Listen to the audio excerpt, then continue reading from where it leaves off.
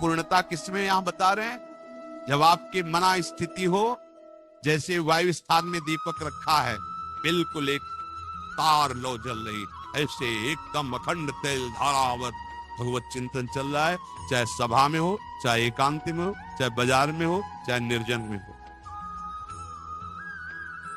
इसके लिए सबके लिए साधारण उपदेश है ये। साधारण शब्द इसलिए प्रयोग कर रहे हैं कि असाधारण भी साधना होती है। जो असाधारण साधना होती है उसमें रात्रि के 1 या 2 के बीच में जग जाया जाता है। पूरी दिनचर्या, जैसे आप सब कृपा पात्रों की श्री जी की कृपा से यही दिनचर्या चल रही है। क्योंकि जब हम यहाँ 2:45 बजे, तो यहाँ सब रंगोलियां बनी हुई, तो मतलब है कि 2 बजे 1:30 बजे से शुरू किया होगा, तभी तो ऐसा।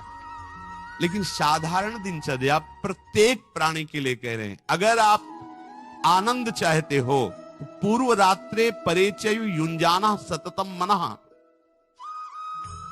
8 पैर होते हैं,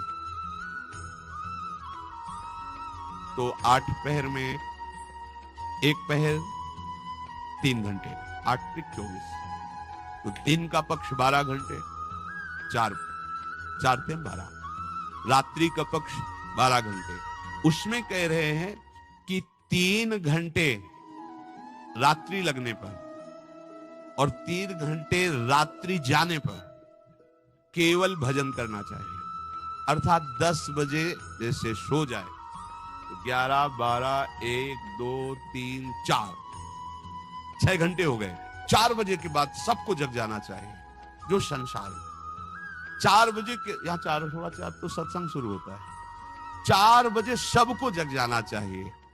अगर आप 4 बजे नहीं जगते, सूर्योदय हो जाता है, आप सो रहे हैं, तो आपकी बुद्धि नष्ट होगी, आपकी आयु नष्ट होगी, अकाल मृत्यु होने की संभावना रहेगी, शरीर रोग ग्रसित होगा और दरिद्रता आपका पीछा नहीं छोड़ेगी। चाहे जितना रुपया कमा लो, तुम्हारा हृदय दरिद्र रहेगा। भावना में तुम, कामना में दरिद्र ही रहोगे। जैसे इतना मिला तो और इतना, कभी शांति नहीं मिलेगी। ये भागवतिक सिद्धांत है। ब्रह्म मुहूर्त प्रातःकालीन 4 बजे सबको उठ जाना चाहिए। और जो निरंतर भजन करना चाहता, लघ्वाहारो विशुद्धात्मा, भोजन उतना पाना चाहिए कि भोजन पाने के बाद अगर आप खड़े हो तो आपको ये नहीं लगना चाहिए कि पेट में वजन पहुंच गया है। लघ्वाहारो, थोड़ा आहार, क्योंकि अगर ज्यादा आहार पा लोगे तो भजन में वृत्ति नहीं रहेगी। रोज पाना है यार, जिंदगी भर पाना है, थोड़ा थोड़ा पाओ और खूब भजन करो। जिसका भोजन नीरस, शब्द याद कर लो, उसका भजन सरस, और जिसका भोजन सरस उसका भजन नीरस। ये महापुरुषों के वाक्य है, आप खुद अनुभव करके देख लेना। यहां तक खट्टी डकारे आ रही, फिर शाम के पाला है, तो फायदा क्या हुआ यार? पाले का तो मतलब भजन बने। लघ्वाहारो और विशुद्धात्मा, आपको अपने चित्त का मार्जन करना, पोछा लगाना है। चित्त में क्या कूड़ा करकट होता है? राग, द्वेष, कामना, ये सब कूड़ा करकट है।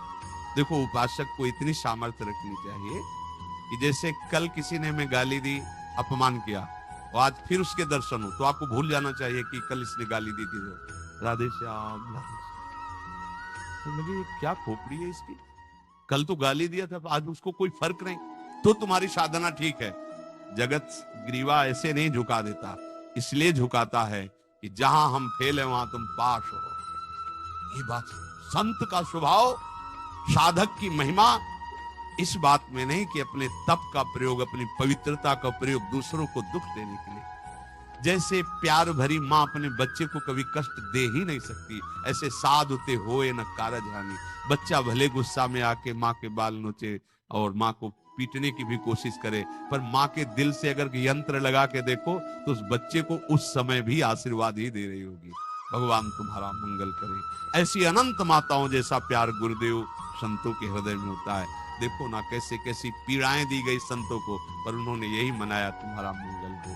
तो आप अपने जीवन को सुखद बनाने के लिए और जीवन के परिणाम को